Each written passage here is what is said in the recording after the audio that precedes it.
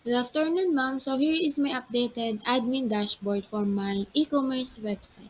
So last time po, inas nyo ko na laitan yung analytics ko as well as the report page, yung mga graph.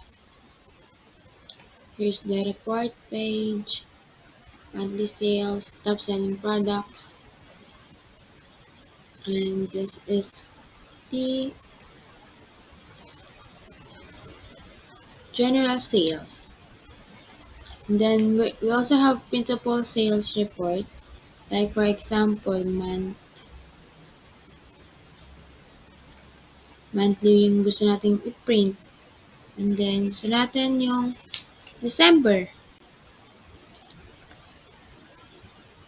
Generate. Yan. And then, print report. Yan, pwede pa natin siyang i-print. First, cancel muna natin. Next is the users. So, dito po makikita natin kung sino yung mga nag-login sa website.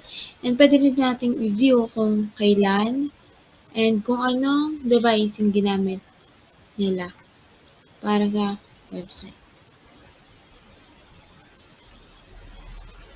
Monthly tracking. This is the whole year tracking. And then log out.